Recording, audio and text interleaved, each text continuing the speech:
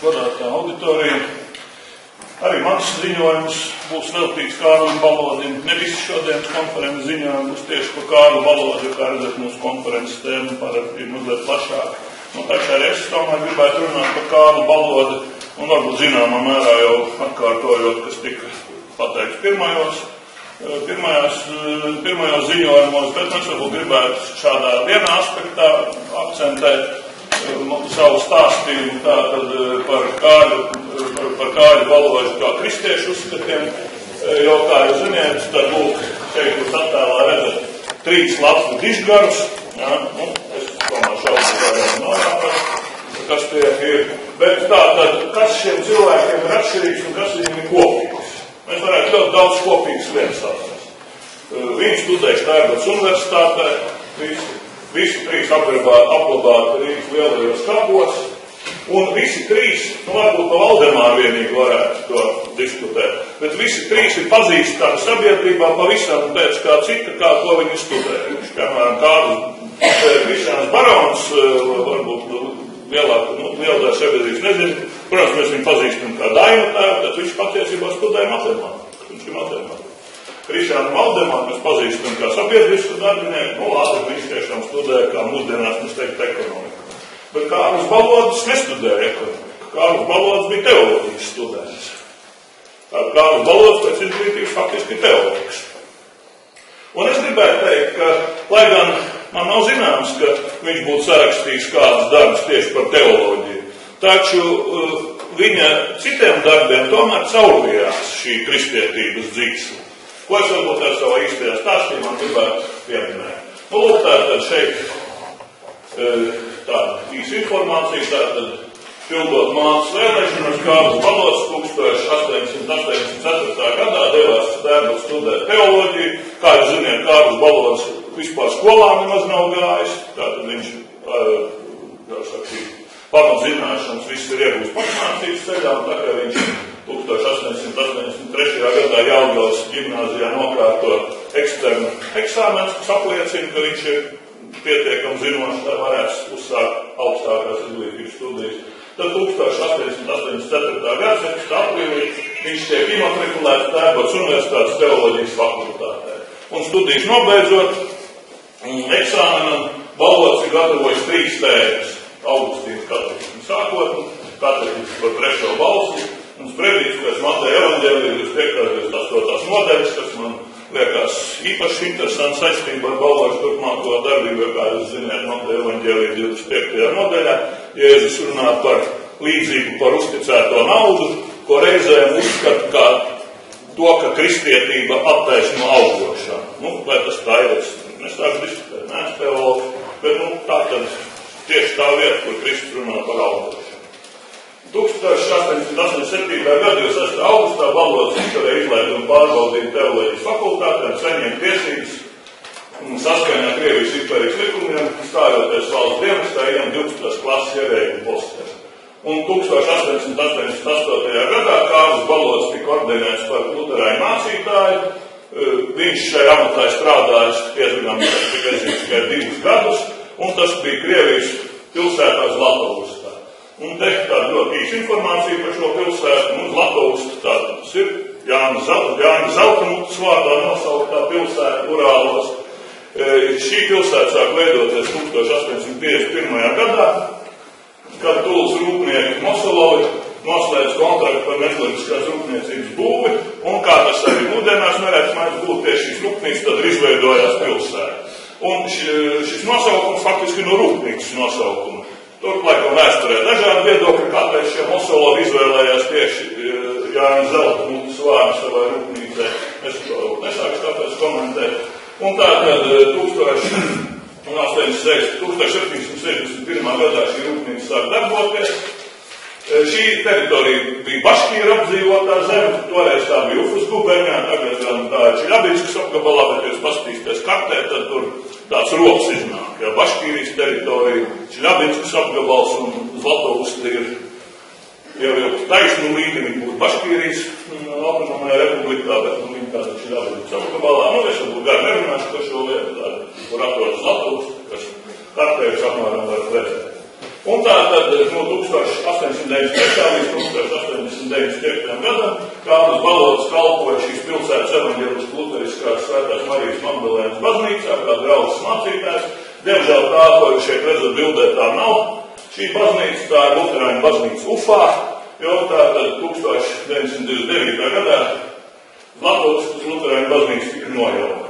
Tāpat kā citur Ufas guberņā, tajos laikos bija samērā daudz vāciešu, kas strādāja Urālu rūpnīcās, un tātad šo cilvēku vajadzībām tika būvēts luterāņu baznīca, tad citu Latvijas baznīca bija pirmā agrāk nekā Ufas guberņā pirmā luterāņu baznīca, un, ja nemaldos, pat vispār pirmā Latvijas baznīca. Un, tas, ka Ufas guberņā bija latvieši, ir vēsturi zināms fakti, piemēram, Sudra Bežs, tiesa, ka nevienā laikā ar Balodi dzīvojas Ufas guberņā. Tā kā arī, laikam, saglabājušās vēsturiskās liecības, ka Kārlis Balots šajā laikā, kad kalpoja uz Latvijas, viņš, protams, kā saka, tā bija vācu valodā, dievkalpojumi notika, bet viņš, laikam, ir, ja nemaldos, Kārlim Gunziņam saglabājusies liecība, ka viņš ir arī apciemojis austrumu ciemā šos latviešus, kas tur dzīvo, un tātad, pārskot tā nelielā latviešu dzīve, kas tur ir notikusi, tā Kārlis Balots tur arī piedalījies. Tas tā varētu teikt īstam ievadā. Lūk, tāda sociālā taisnīguma modeļi. Es pamatā balstīšos uz diviem Kārļa Balota darbiem. Uz to viņa populārāko darbu Nākotnes valsts.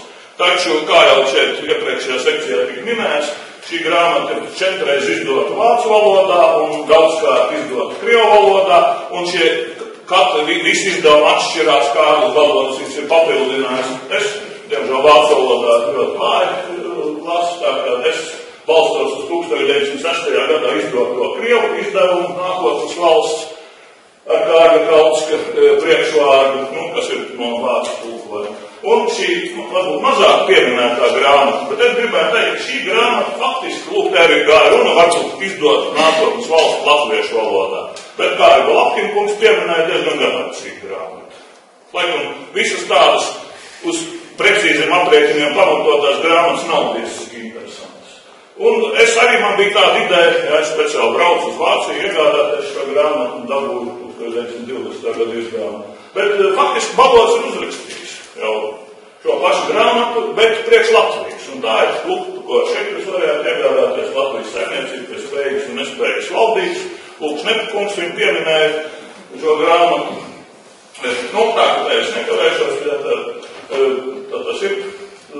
Lūk, un tātad reliģijas jautājums šajos darbos Balodis patiesībā neapspriež. Vismaz man neizdevās atrast.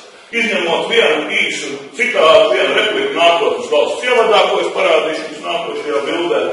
Tomēr daudzas lietas, kas Balodim tiek pārmestas kā kļūdainas, ir skaidrojums īsi, ka Baloža modeļi ir attiecināmi uz cilvēkiem, kur balstās uz kristīgajām vērtībām. Viņš nerunā par zagļiem, blēžiem, bandītiem. Lūk, starp citu to pašu ar Smitam. Tāpat ar Smitu varētu attiecināt. Tā kā Baloža modeļi par cilvēkiem, kur ievēro 10 balšus. Lūk, teiktas citās no Nākotnes valsts, krievu izdevuma manā tulkojumā, es mazliet viņu saīsināju nolasīšu, kas attiecās uz reliģiju un daudzināto brīvo mīlestību, tad šie jautājumi nav būtiski saistīti ar sociālo problēmu. Labākais, ko darīt, ir nodarboties ar sociālās problēmas risināšanu, bet iespējamās izmaiņas reliģiskās un ģimeniskās attiecībās atstāt nākamajām paaudzēm, ja tās uzskatīs to par vajadzību.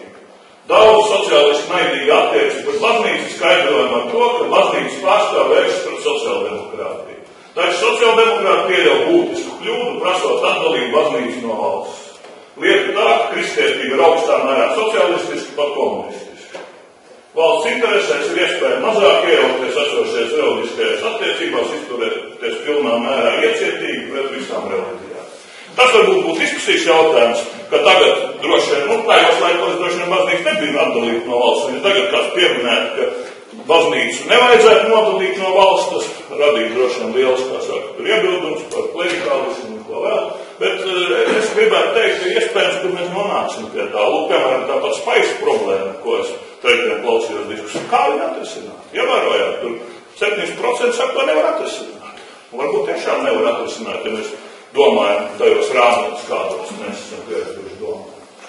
Tas varbūt diskusijām. Lūk, te jau tika arī gan Balapkina kungs, gan Šneta kungs pieminēja to vienu, manuprāt, varbūt visinteresantāko valodas ideju. Tātad, pirmkārt to, ka valodas atšķirībā no lielas daļas mūsdienu ekonomiski un politiski balstās uz atziņu, ka nevis nauda, bet gan darbs ir tas, kas rada materiālus un nemateriālus labumus, kā arī kardot, kur tiešais netiešais darbs, jau kapitāla vērts sarūskatot par netiešo darbu. Un nauda ir labums sadalas līdzeklis, nevis labums pats par sevi, kā jūs teiksiet, tās banāls patiesības. Bet, ja mēs dzirdam visu to, kas izskan mūsu masu saziņas līdzekļos, pārdot Latvijas zemi, nauda nāks, eksportēt, nauda nāks, nesaprotot to, ka mikro un makro līmenī, lūk, uzņēmēji, lai vada valsts. Uzņēmēji, tātad, tas ir viņi domā mikro līmenī. Un ja to pašu pārnes uz makro līmeni, valodas atbildīgi aprēķini, kas veido lielu daļu gan no nākotnes valsts, gan Latvijas saimniecības balstās, galvenokārt uz resursiem naturālā izteiksmē. Cik minerālu mēs vajag, cik dzelzi vajag. Un īpaši uzmanību veltot darba resursiem un zemes resursiem. Lūk, jau tagad mēs runājam par ekoloģisko pētu, ekoloģisko footprint. Būtībā valodas jau to izrēķināja Pirmā pasaules kara laikā Vācijai, kur arī Balapkina kungs pieminēja, Vācijai pārtiks produkti pirms kara tiek ievesti, tagad sākās karš, vairāk ienaidniekam nevedīgs produkts, Vācija draud bats. Un valodas, balstoties uz aprēķiniem par ekoloģisko pētu, kā mēs tagad teikt aprēķinu, ko darīt, lai Vācijas cilvēki nenomirtu badā. Un nauda valodas darbos parādās pamatā kā ekoloģisks faktors. Lūk, par to darba dienas. Viena no visvairāk kritizētajām valodu idejām nākotnes valsts ievada aprakstītā ideja par darba dienestu vai darba klausību, kā Šnetkungs teica. Pēc valodu aprēķiniem, lai pilnībā apmierinātu sabiedrības vajadzības, bet ne vēlmes, jo vēlmes kā mums māca ir neierobežotas. Pēc Keinsa, man patīk Keinsa termini, absolute needs un relative needs. Absolūtās vajadzības nav neierobežotas, relatīvās vajadzības tiešām neierobežotas. Un lai apmierinātu relatīvā, tas ir absolūtās vajadzības, jāievieš darba dienests. Labi, tur vajag tieši šādā, tā kā Šnetkungs teica 10 gadu, tātad, man liekas, valodas nākotnes valsts ievadā viņa šādus, tātad vīriešiem 10 gadu, sievietēm 7 gadu. Visām šīm personām līdz tam jāiegūst labu izglītību, pēc darba dienas viņam jānodrošina labu pensiju, precētiem pāriem jāsaņem 0,25 hektāru zemes. Un tad viņi varēs dzīvot. Tad viņi varēs veltīt savu laiku dzīvē un tam darbam, ko viņi patiesi mīl. Nebaidoties, ka ar to nevarēs nodrošināt sevi iztiku. Un šo ideju kritizējuši kritiķi no visām pusēm.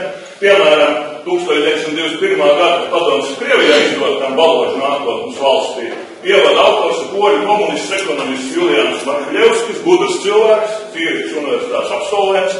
Es 100% neņemos apgalvot, vai tikai nav tā, ka viņš ir Šumpeter kopā studēja, bet varbūt es kļūdos. Katrā ziņā kādu no lielajiem austriešiem viņš ir kopā studējis. Viņš kritizē šo valodu ideju par īsto darba mūžu, tīši netīši pārprotot valodu domu, ka pēc darba dienas cilvēki turpinās strādāt. Darot to darbu, tas viņam rada prieku, nebaidoties par to, vai tas viņam spēs nodrošināt iztikas līdzekļus. Tāpat Markļevskis pārmet valodu Krievijas apstākļu nezināšanu, pats nezinot, ka valodas vairākus gadus dzīvos Urālos, kā ir vācisko mentalitāti, nezinot, ka valodas patiesībā ir latvietis. Es tagad tuvojos pie nobeigumu, ceru, ka man ņemot vērā šo mazliet nokavēto sākumu vēl būs dažs minūtes. Tātad lūk valodas kļūt par darba dienas. Apspriežot valodas pirmajā brīdī neticamos aprēķinus, ka pietiek par 10 gadiem. Lai visi būtu pēduši, apģērbti un viņu pamatu vajadzības, absolūtās vajadzības būtu apmierināts. Visbiežāk kā valodas kļūt tiek norādīt, ka valodas nav ņēmis vērā to, ka sabiedrībā ir noziedznieki un glēži, tāpēc liela daļa sabiedrības darba resursus un arī kapitāla resursus tiek izlietots cīņā ar šo sabiedrības darbu policijai, armijai, cietumiem un tam līdzīgi. Tā tas ir. Taču varbūt, ka valodas rakstīja par tādu sabiedrību, kur katrs cilvēks dzīvo saskaņā ne tikai ar cilvēku, bet arī ar dievu likumiem, 10 baušiem. Redz, interesanti, ka valodas faktiski to pašu pārmet Smitam. Un taču Smits, kur arī mums bieži saka Smits, tur tāds atskot, nekas no tā, ko Smits nav teicis pareizi, neredzamā roka, kāpēc viņa nedarbojas, tāpēc, ka viņa nav parasti klāta, ja, tā, neatceros, kurš to ekonomistiem teica, ka invisible hand, ja, tā, nevienmēr strādā, tāpēc, ka viņš vienkārši nav klāta. Bet Smits, lūk, Smita liberālisms. Smita liberālisms ir pilnīgi pretējais mūsdienu neoliberālismam. Jo Smits runā par to ar atrunu, ka tas attiecās uz cilvēkiem ar morāli. Un ja mēs esam izlasījuši Smita Wealth of Nations, tad, ja pirms tam nav lasīts otrs Smita lielākais darbs, ko viņš pirms tam uzrakstīja, tie jau moral sentiments, tad, manuprāt, Smita bieži vien nepareizi saprot. Nu, lūk, un tātad priekšpēdējā bilde, tātad Kārļa Baloža modeļos nav vietas nevien noziedzniekiem un blēžiem, bet arī augļošanai un finanšu spekulantiem. Gan nākotnes valstī, gan Latvijas saimniecībā Baložs runā par kapitāla piederības jautājumu. Un vismaz kā es pamanīju, vismaz īstermiņā, nu, iespējams, ka ilgtermiņā Baložs runā par arī, ka vispār nav privāta īpašuma, bet Baložs būtībā nav pret kapitāla privāta īpašuma. Taču uzskata, ka valsts uzņēmums spēj darboties ne mazāk sekmīgi kā privātie uzņēmumi, un nākotnes valstīs to neatrada, bet Latvijas saimniecībā Baložs skar mūsdienu pasaulē ļoti aktuāli jautājumu par finanšu kapitālu, ka ir nepieciešams nodalīt mantisko kapitālu un finanšu kapitālu. Ja privātīšana uz mantisko kapitālu ir taisnīgs, tad finanšu kapitālam jābūt tikai valsts īpašumā. Citiem vārdiem sakot, augļošana paliek tikai valsts prioritāte. Un Mārtiņš Luters kristīgajā mācībā skaidro augļošanu kā grēku pret 7. balsi. Interesanti, ka iepriekš minētajā Kārļa Baloža eksāmena darbā viena no tēmām Mateja evaņģēlijā reizēm tiek interpretēta, lai aizstāvētu augļošanu. Es jau vakar pārlasīju jauno derību. Nezinu, tagad varbūt atturēšos komentēt. Es nesaskatīju, ka Kristus tur aizstāv augļošanu. Šī Baloža ideja sasaucas, piemēram, Frederiku Sodiju, kurš arī uzskata, ka finanšu kapitālam būtu jābūt valsts īpašumā. Mūsdienu pasaulē šī jautājuma aktualitāte kļūst acīm redzama. Nu, Frederiks Sodijs, ziniet, Nobela prēmijas laureāts ķīmijā, taču kurš 1934. gadā sarakstīja šo grāmatu The Role of Money, un mūsdienu amerikāņu ekonomists, ko es tā ļoti augstu vērtēju, Hermans Daly, to arī uzskata par ļoti respektējumu autoru. Nu, un tātad nopērnums. Kārļa Baloža garīgais mantojums nav pienācīgi novērtēts, tā es domāju, es atkārtoju to pašu, ko Nekungs teica, un iespējams, ka daudz viņa idejas ir apsteiguši savu laiku. Baloža Latvijas saimniecība labs paraugs, kā būtu jāveido nacionālās attīstības plāns. Lūk, Nekungs teica, vajag pārrakstīt Latvijas saimniecību, to būtu jādara tiem, kas sastāv Latvijas strateģiskos dokumentus. Es tādu neizteikšos par to nacionālās attīstības plānu, ko mēs nesen redzējām. Es domāju, ka Kārļa Baloža grāmatu pārrakstot, tas tiešām būtu nacionālās attīstības plāns. Baložs ļoti lielā mērā balstās uz skaitļiem, taču skaitļi viņam nav mērķis, bet gan līdzekļus. Cilvēki svarīgāk par skaitļiem. Baložs nerunā par ekonomikas izrāvienu. Nezinu, ko kā viņš vērtētu šo ekonomikas izrāvienu, jo mēs jau ļoti labi redzam, ko tie izrāvieni beidzās. Es pieļauju, ka šis kārtējais izrāviens ātrāk beigsies ar kārtējo grāvu. Baložs noteikti nepiekrist, daudz politiķu un ekonomiski paustēju viedokļus, ka Latviju vajag pārdot. Pārdodot mūsu dabas bagātības un zemi, mūsu cilvēku radītās bagātības un arī pašas cilvēks, mēs kļūstam nevis bagātāki, bet gan nabagāki, un ar šo teikumu es atļauju beigt savu uzstāšanos. Nu, ceru, ka varbūt 1 minūte, bet to moderators noteikti.